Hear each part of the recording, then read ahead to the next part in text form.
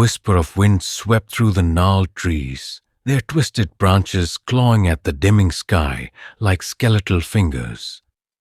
The forest, known locally as the Blackwood Thicket, was notorious for its eerie quiet, an unnatural silence that made even the bravest hunters avoid it after dusk. For Clara Weston, however, the allure of uncovering the truth behind its sinister reputation outweighed any fear she might have felt. Clara was no stranger to mysteries. As a freelance journalist with a knack for exposing the bizarre and the unexplained, she thrived on tales that others dismissed as folklore. And so, when whispers of a cursed coffin buried deep within Blackwood reached her ears, she knew she had to investigate. With nothing but a flashlight, a notebook, and an old map handed down by an eccentric local, Clara set out just as the sun dipped below the horizon. The path into the forest was barely visible, overgrown with thorny brambles and slick with damp leaves. Every step she took seemed to amplify the oppressive silence, broken only by the occasional crunch of her boots against the forest floor. As the shadows deepened, Clara couldn't shake the sensation that she was being watched. "Just nerves," she muttered under her breath, her voice startlingly loud in the void. The deeper she ventured, the stranger the forest became. The trees seemed to twist unnaturally, their trunks bent at impossible angles. A faint, sickly sweet smell hung in the air, growing stronger with every step. Clara paused, glancing at her map. The coffin's supposed location was marked with a crude X, but there was no visible trail leading to it. Then she saw it, a faint glimmer of light in the distance, flickering like a will-o'-the-wisp. She hesitated, but her curiosity won out. As she followed the light, the underbrush seemed to thin, and she found herself in a small clearing. At the center stood an ancient stone slab, half buried in moss and dirt. Carved into the slab was a single word: "Beware." A shiver raced down her spine, but Clara pressed on. She knelt by the slab, brushing away the moss to reveal a series of faint engravings. They appeared to be in Latin, a language she only vaguely recognized from her school days. "Hoc locum non perturbatis," she read aloud. "Do not disturb this place." Before she could ponder the warning, the ground beneath her trembled. A low, guttural groan echoed through the clearing, as if the earth itself was alive. The stone slab began to shift, sinking into the soil. Slowly, impossibly, the outline of a wooden coffin emerged, its surface rotted and splintered with age. Clara's heart pounded. She scrambled back, torn between fear and fascination. But as the coffin settled into view, she noticed something that made her blood run cold. Deep, claw-like gouges raked across its surface, as though whatever was inside had fought desperately to escape. Then came the sound. A faint, rhythmic tapping from within the coffin. Tap, tap, tap. It was slow at first, almost hesitant, but it grew louder and more insistent, reverberating through the night. Clara's flashlight flickered, and for the first time, she felt a cold, seeping dread take hold. "Who's there?" she called out. Her voice quivering, the tapping stopped, and then the coffin's lid began to creak open. The coffin's lid groaned as it shifted, inch by agonizing inch. Clara froze, every instinct screaming at her to run. Yet she couldn't tear her gaze away. The air around her grew colder, and an unnatural fog began to seep from the coffin, curling around her ankles like icy tendrils. Inside, there was no body, no decayed remains as she had feared. Instead, there was darkness. Not the empty black of shadow, but a swirling, living void that seemed to drink in the light from her flickering flashlight. And then she heard it. A whisper, faint at first, barely discernible over the pounding of her heart. "Clara." Her breath caught. She whipped her head around, the flashlight beam darting through the trees. But there was nothing there. "Who's there?" she demanded, her voice trembling. "How do you know my name?" The whisper grew louder, multiplying into a chorus of overlapping voices. They spoke in a language she couldn't understand, yet the tone carried a palpable malice. The darkness within the coffin began to stir, swirling faster, and Clara realized it wasn't a void. It was something alive. Panicking, she stumbled backward, her foot catching on a root. She fell hard, the flashlight tumbling from her grip and rolling away, its beam slicing through the mist. In the dim light, she saw it. A shadow, impossibly tall and thin, emerging from the coffin. It moved with an unnatural fluidity, its form shifting and flickering like a flame caught in the wind. "Leave!" the shadow hissed, its voice a guttural growl that seemed to resonate within her skull. "You were warned." Clara scrambled to her feet, her journal forgotten on the ground. I didn't mean to disturb anything. I just wanted to know the truth." The shadow loomed closer, its presence suffocating. It reached out with an elongated hand, its fingers tapering into jagged claws. Clara's instincts finally took over, and she bolted, crashing through the underbrush with reckless abandon. Behind her, the whispers intensified, rising into a deafening cacophony. The forest seemed to close in around her, the trees twisting and contorting, their branches clawing at her like desperate hands. She didn't stop until she burst into another clearing, this one dominated by a gnarled, ancient oak tree. Its trunk was scarred with deep gouges, and a rope swing hung limply from one of its lower branches, swaying despite the absence of wind. Gasping for breath, Clara leaned against the tree, her chest heaving, but the moment her hand touched the bark, a searing pain shot through her palm. She yanked it back, staring in horror as a dark, vein-like pattern began to spread across her skin. "Foolish girl!" The shadow's voice echoed from the trees, mocking and cruel. "You carry the mark now. There's no escape." Tears stung her eyes as she backed away from the oak, cradling her hand. The forest around her seemed alive, the very ground pulsing beneath her feet. And then, as suddenly as it had started, the whispers ceased. The silence was deafening.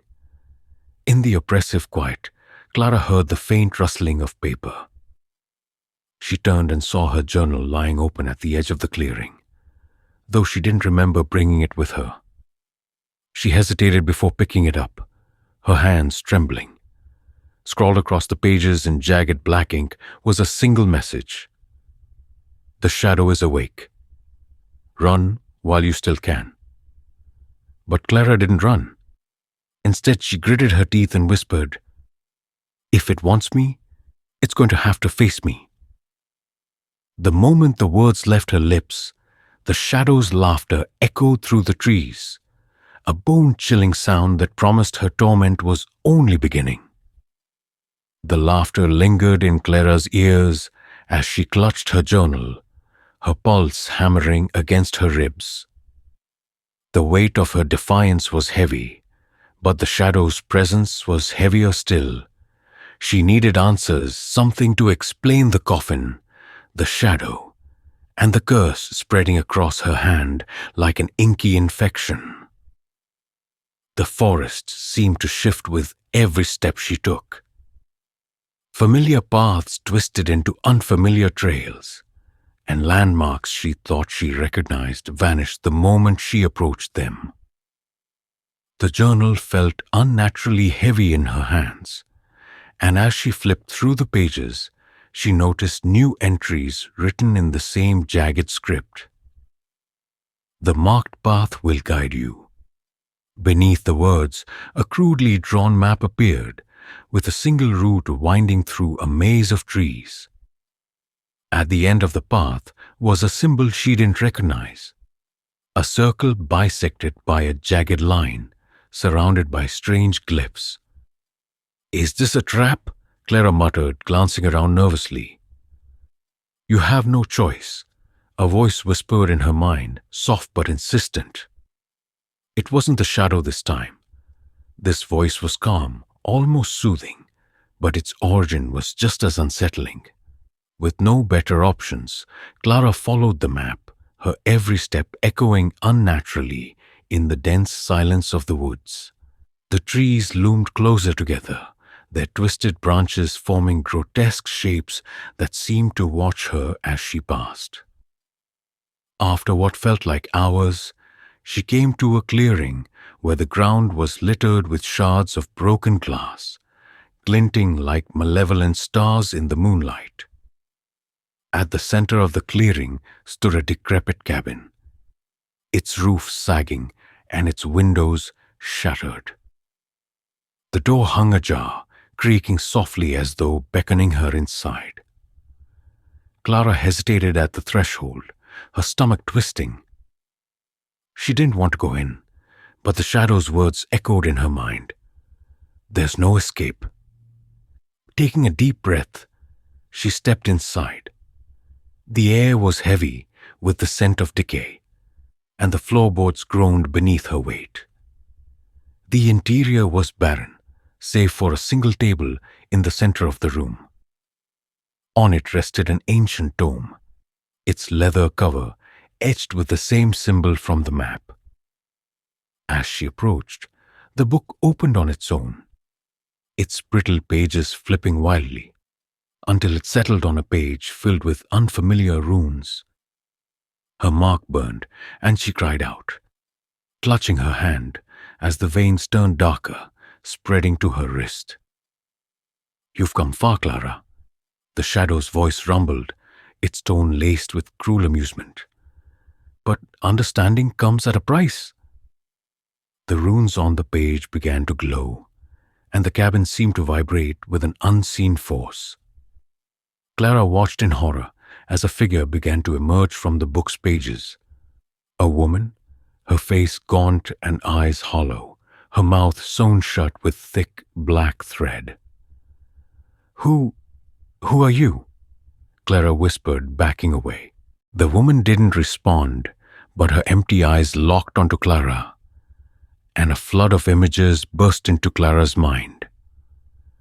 The woman being dragged through the forest, screaming as her mouth was sewn shut. The coffin being lowered into the ground. The shadow binding her to the woods, cursing her to an eternity of silence. "You're trapped," Clara realized, her voice trembling. "You're part of this curse." The woman nodded slowly, a single tear rolling down her hollow cheek. The pages of the book glowed brighter, and Clara's mark burned hotter, searing through her arm and into her chest. She fell to her knees, gasping for air as the shadow's laughter filled the cabin. "Her fate is yours now, Clara," it sneered, "unless you choose another." Clara's mind reeled. Another? Did it mean she had to curse someone else to save herself?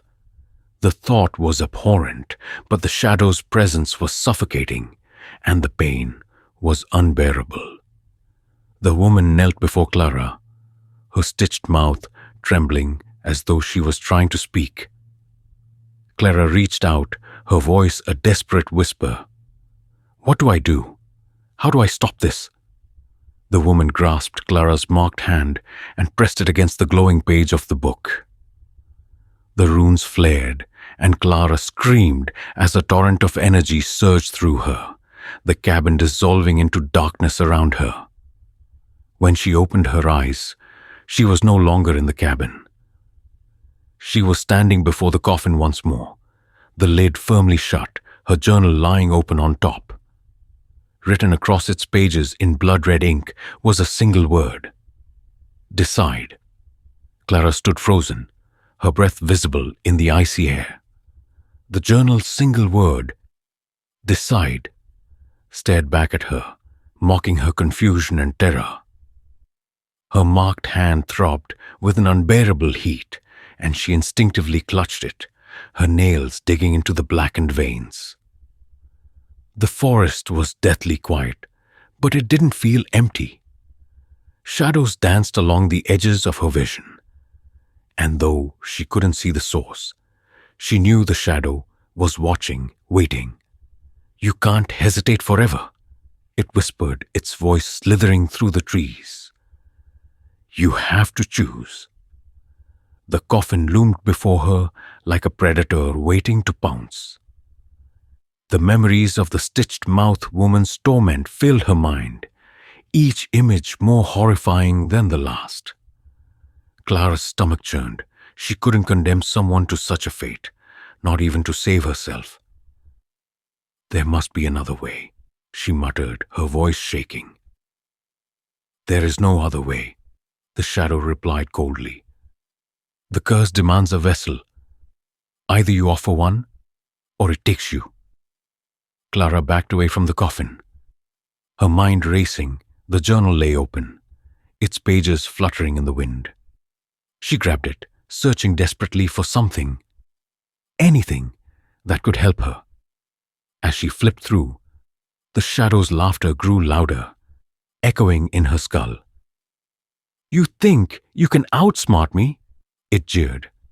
"Every fool before you thought the same. Do you know where they are now?" The shadow surged forward, its form stretching into the shape of countless faces, anguished, hollow-eyed, and twisted with despair. Clara stumbled, falling to the ground, as the faces whispered in unison, "Join us." "No," she screamed, slamming the journal shut. The ground beneath her shifted, and when she looked up, she was no longer in the clearing. She stood in a cavernous void, the coffin at its center, surrounded by swirling shadows. The stitched-mouthed woman was there too, her hollow eyes fixed on Clara, her expression pleading. "She can't help you," the shadow hissed. "Only you can end this." Clara's hand burned anew, and the mark began to spread up her arm and across her chest, dark tendrils creeping toward her heart. She was running out of time. The stitched-mouthed woman reached for her, but Clara recoiled. "What do you want from me?" she cried. The woman gestured to the coffin, then to Clara, and finally to the journal in her hand. Clara opened it one last time, and a new passage appeared. To break the curse, the vessel must be claimed, but the bearer must choose: sacrifice another or embrace the shadow's claim. "No," Clara whispered, tears streaming down her face. She turned to the shadow, anger flaring in her chest. "You can't make me do this." "I don't make you do anything," it replied. "I only offer the choice." Clara's heart thundered as she looked at the coffin. Her mind flashed with memories of her family, her friends, her life, everything she would lose if she surrendered. The shadow loomed closer, its cold presence coiling around her. She turned to the stitched-mouthed woman, her voice breaking. "If I give myself to it, does it end? Does the curse stop with me?" The woman hesitated before nodding slowly, a tear sliding down her cheek. Clara's decision was clear. She wouldn't doom another soul, no matter the cost. With trembling hands, she stepped toward the coffin. The shadow roared with delight, its tendrils swirling around her. "You're stronger than the others," it mused. "But strength won't save you." Clara placed her marked hand on the lid of the coffin, and the mark on her arm flared, consuming her entirely. She screamed as the shadows engulfed her, her body burning with searing cold. And then silence. When Clara opened her eyes, she was no longer herself. She stood in the woods, a faint shadow of her former body, bound to the forest. The stitched-mouthed woman was gone, and the coffin was sealed once more. But the curse wasn't broken. A new journal lay atop the coffin, its pages blank, waiting for the next unlucky soul. Clara's heart sank as she realized the truth. The shadow always lied. And now it was her turn to wait.